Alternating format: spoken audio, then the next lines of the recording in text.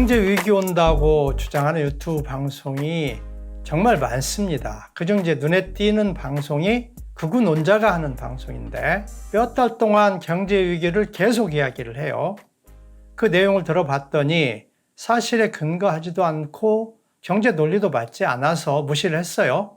그런데 얼마 전에 보니까 조회수가 100만이 넘길래 그냥 넘어갈 사항이 아니구나 이런 생각이 들었습니다. 그래서 방송 내용을 자세히 들어보고 사실에 근거한 것인지 경제적으로 말이 되는 것인지 팩트 체크를 해보려고 합니다.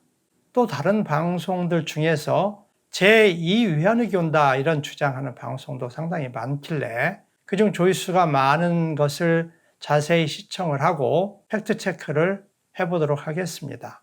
경제위기 주장에 대한 반론 제기다라고 생각을 하셔도 좋을 것 같습니다. 경제위기 시나리오가 이제 이렇게 전개가 됩니다. 한국은 수출로 먹고 산다. 소규모 개방 경제죠.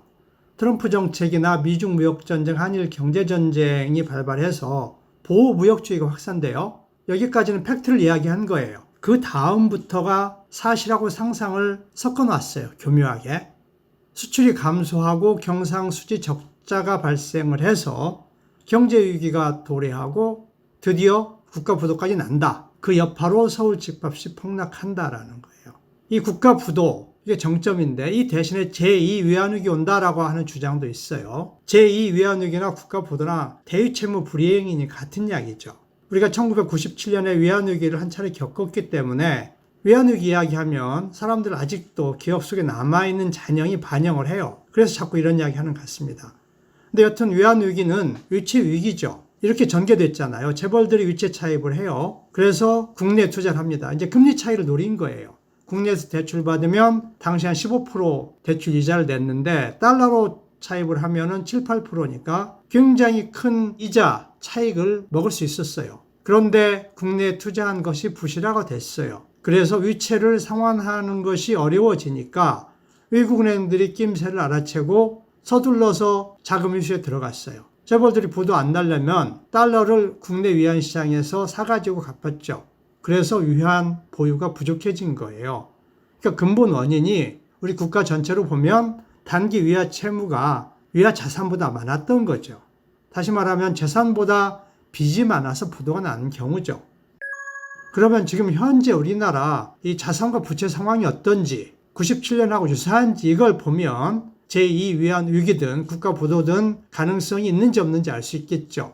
한국은행이 2018년 말 지역별 통화별 국제투자 대조표를 발표를 했어요. 거기 이제 보실까요? 1쪽에 지역별 대외금융자산 현황이 있네요. 총액이 1조 1,168억 달러로 되어 있네요. 이쪽에 보면은 지역별 대외금융 부채가 있는데 총액이 1조 1,075억 달러네요. 대외자산하고 부채 총액이 거의 같아요. 위험할 수도 있겠죠. 라고 생각할 수 있어요.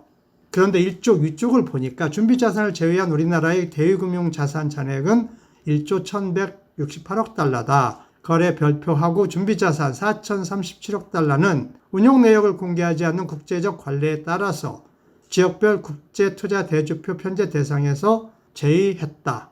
무슨 말이냐면 우리나라 대외자산 총액 중에 4,037억 달러는 포함이 안 돼 있다는 거예요.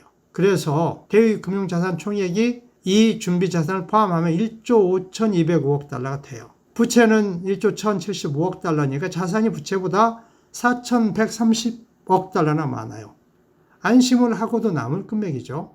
또 이런 주장하시는 분이 있을 거예요.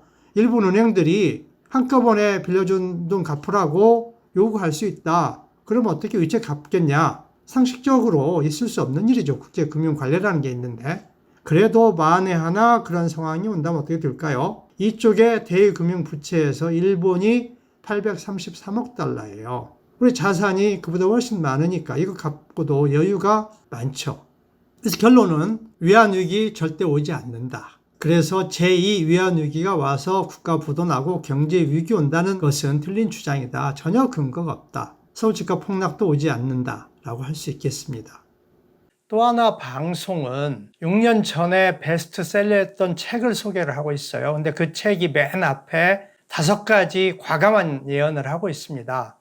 일본 국가부도, 삼성전자 몰락 이런 상식하고 맞지 않는 주장을 했어요. 6년 지난 지금까지 실현 안 됐으니까 그 책 전망이 틀렸다 이렇게 볼 수 있는 거죠. 근데 재미있는 사실은 그 책의 1장, 첫 번째 주장이 제2 외환위기 온다라는 주장인데 그 부분에 제가 쓴 책을 인용을 하고 있습니다. 주석에 나와 있어요. 한번 보실까요? 주석 6번, 7번이니까 책의 맨 앞부분에 해당이 됩니다. 송기균 거짓 성장론의 종말 21세기 북수 2012년 235, 236에서 재인용. 제가 환율에 대한 책을 2권을 썼어요. 그 책들의 메시지는 외환위기 절대 오지 않는다라고 단정적으로 이야기하고 있습니다. 그런데 제2 외환위기 온다라는 책에서 저희 글을 인용한 거예요. 아이러니도 이런 아이러니가 없다라는 생각이 듭니다. 제 책의 내용을 다 보여드릴 수가 없으니까 그때 제가 썼던 글을 보여드리도록 하겠습니다. 다음의 송기균 경제연구소 블로그에 가면 2011년 9월에 올린 글이 있습니다. 제목이 환율 폭등 계속 될까 였어요. 당시 환율이 1,050원에서 1,200원까지 무섭게 치고 올라가고 있었어요. 지금하고 매우 유사한 상황이죠. 경제 전문가라는 사람들이 언론에서 환율이 1,500원 넘어설 거다, 그 이상 갈 거다 이런 주장을 큰 소리로 이야기하고 있었어요. 근데 이제 제 글에는 이 환율을 결정하는 요인이 경상수지, 국제수지인데 이런 수치들을 보면 1,200원이 과하게 오른 것이다. 이명박 정부가 환율 관리 잘못해서 오른 것이지 우리 국제수지나 경제 펀드멘탈은 이보다 훨씬 낮은 1,000원 아래가 적정 환율 수준이다 이렇게 주장을 하고 있습니다. 그리고 그 이후의 환율 움직임을 보면 제가 전망한 게 맞았죠. 그래서 결론은 제2 외환위기 온다라는 주장하는 유튜브 방송들이 근거가 없는 주장이다 이렇게 이야기를 할 수 있습니다. 또 하나 관심을 끄는 점은 이런 경제위기 주장하는 유튜브 방송의 결론이 서울 집값 폭락이에요. 논리는 이런 거죠. 일본을 잃어버린 20년 혹은 글로벌 금융위기 같은 상황이 한국 경제에 닥칠 거다. 그래서 서울 집값 폭락할 거다라는 거예요. 언뜻 듣기에 그럴듯하게 들리는데 다시 한번 생각해 보면 이상하죠. 일본의 잃어버린 20년이 왜 왔죠? 부동산이 폭락해서 그 후유증으로 경제위기 온 거죠. 미국의 서브프라임 사태, 이게 이제 글로벌 금융위기 발단이었는데 이것도 마찬가지로 집값 거품이 꺼지고 집값 폭락해서 그 뒤에 경제위기 온 거예요. 반대로 경제위기가 와서 집값이나 부동산이 폭락한 게 아니에요. 그런데 유튜브에서 경제위기 주장하는 사람들, 그래서 집값 폭락할 거라고 주장하는 사람들은 인과관계를 뒤집어 놨어요. 논리적으로 전혀 맞지 않는 이야기죠. 경제 위기가 집값 폭락의 원인이다 이렇게 이야기하면 안 되고 다른 요인에 의해서 집값이 폭락할 거다라고 주장을 해야죠. 이런 유튜브 방송들이 주장이 논리적으로 맞지 않다라는 이야기를 말씀드리는 겁니다. 제 이야기의 결론은 이렇습니다. 국가 부도나 제2 외환위기는 오지 않는다. 그런 주장은 근거 없는 주장이다. 불필요한 불안감만 조성하는 것이다 라는 이야기를 하고 싶습니다. 사실 경제 위기 전망은 합리적인 전망이라고 할 수가 없어요. 예언 같은 거예요. 점쟁이 하는 소리랑 비슷하다 이런 거죠. 그런데 너무 솔깃해하는 것은 바람직하지 않다라고 말씀을 드립니다. 서울 집값이 투기로 폭등한 건 맞아요. 그래서 지금 거품이 크죠. 어떤 이유로 폭락할 가능성은 항상 존재해요. 그런데 그 원인이 경제 위기가 와서 폭락할 거다. 이것은 근거가 없는 주장이다라는 말씀을 드리는 겁니다.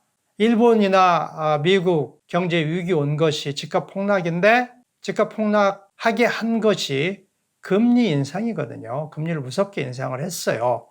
정부가 강한 의지를 가지고 집값 거품 잡겠다 하면서 금리 인상해서 집값이 폭락했던 거예요. 그런데 우리는 오지도 않을 경제 위기 가지고 사람들로 하여금 기다리고 있으면 집값 폭락할 거야 라는 이 오지 않을 희망을 심어주는 것은 대단히 무책임한 일이라고 생각을 합니다.